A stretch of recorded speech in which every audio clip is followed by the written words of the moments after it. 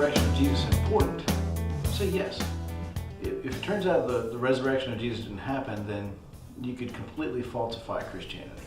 You say that the Christian faith is completely worthless, it is meaningless, and it is untrue, regardless of if it makes anybody happy or not. This is really the important thing when it comes to a religion is it true or is it false? A lot of people will say it's true because I believe it. No, you can't say something is true or not just because you believe it. Can your beliefs change ancient history? Of course not, of course they can't. But is the resurrection of Jesus true or not? Now that's a pretty good question. It's a pretty important question, I'd say too. And one of the neat things about this is that it's falsifiable. It's something objectively that happened in history, at a certain point in history. And it could show its truthfulness or falsehood based upon the objective record. One of the best arguments that I've seen is put out by Gary Habermas. You can check him out at garyhabermas.com. He wrote an excellent book with Michael Licona called The Case for the Resurrection of Jesus. And what he does is he gets the facts that just about all your scholars are going to accept, whether they're Christian, whether they are agnostic or atheist or liberal Christians or moderate Christians, conservative Christians. They're all going to grant you these things. And he's got 5 minimal facts that he's going to hang this case upon. The first of which is that Jesus died on a Roman cross. Now this is one of the most certain facts that we can find in ancient history. The second one is that his followers believed that they saw him risen from the dead. And you might say, oh, well, just they believed that they saw it. Well, their belief is a little bit different from the fact that I believe that John F. Kennedy was killed, that type of thing, because I didn't see JFK killed in first person. I saw it on videotape and it happened long before I was born. The apostles believed that they saw him risen from the dead. A lot of people believe things that are not in fact true. And I agree with that. They believe a lot of things that aren't true. But they were in a position to know whether it was completely true or not. To give you an idea, they said that they saw him raised from the dead, and they changed quite a few of their practices religiously. They got rid of the dietary laws that were universal within Judaism. They completely dropped them. They also stopped worshiping on Saturday and began worshiping instead on Sunday, because this is the day that Jesus was raised from the dead. These guys were the ones that ran around like scared little girls when Jesus was arrested. And they are nowhere to be seen except for John while Jesus was being crucified. Yet after they said that they saw him resurrected, they became brave. They got up in the faces of the men who put Jesus to death in the same city. And probably the strongest thing is they died for this belief. They all had the opportunity of denying that Jesus was raised from the dead, and they would have lived. But instead, they chose to die instead.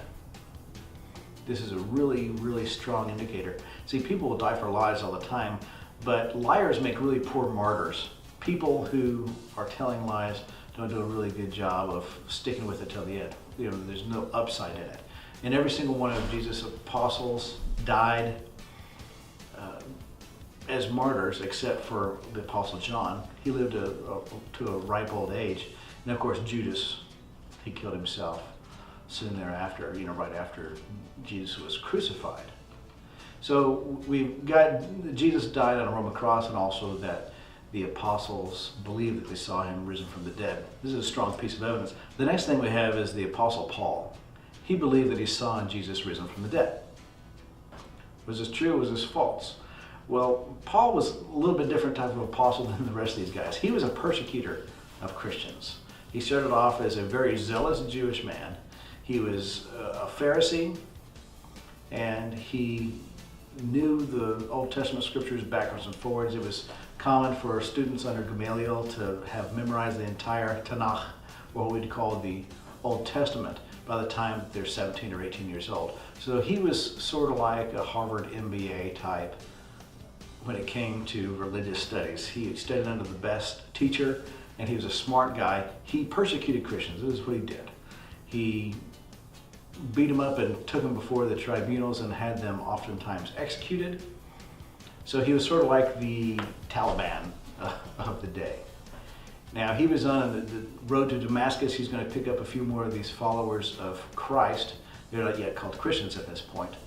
And he was knocked off his horse, saw blinding lights, and he said, you know, who are you? And we see this in the book of Acts. It says, the voice said that I am Christ whom you are persecuting. Then he had to kind of reevaluate his life at this point. And we see that he did. He completely changed his life. He became a follower of Jesus. He was a brother of those who he earlier had been persecuting. And he changed his life completely around. And he became a leader of the Christian church. And we know of him as the guy who wrote most of what we have of the New Testament today. So he goes from a persecutor and someone had no upside in following Jesus. I mean, he was wealthy, he was smart, he was an up-and-comer young man. And then he follows Jesus and becomes penniless, and he got beat up for his faith on a number of occasions. He was left for dead after being stoned. This guy changed his entire life because he said he saw Jesus raised from the dead. And he was not some know-nothing. This is a highly educated man. And once again, he was in the place of knowing whether he was telling the truth or not. Now, Paul also gave his life like the other apostles.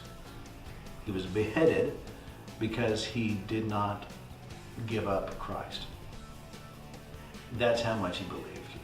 The next piece of evidence that you have is James. Now, James was the brother of Jesus. He was the half-brother of Jesus. And when Jesus was in his ministry, his family came out to him and said, it's probably take you home. I think you're not doing so well. They said that he was beside himself. They thought he was nuts. They thought he was crazy.